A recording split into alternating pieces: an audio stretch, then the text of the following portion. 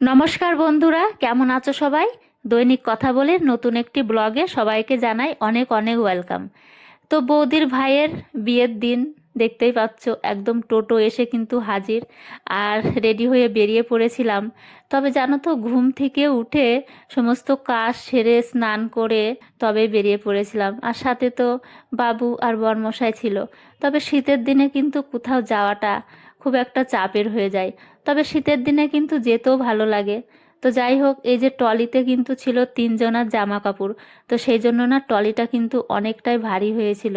তো নিচ থেকে কিন্তু লিফটে গিয়েছি উপরে, আবার উপর থেকে কিন্তু লিফটে নেমেছি নিচে। তবে আমার না, কোথাও যাওয়ার আগের রাতে ঠিকমতো ঘুম হয় না। তো জানি না আমার সাথে এরকম হয় কি না, না সবার সাথে হয়। তো যাই হোক, আবার কিন্তু স্টেশনে যাওয়ার পরে খুব ভালো লাগছিল।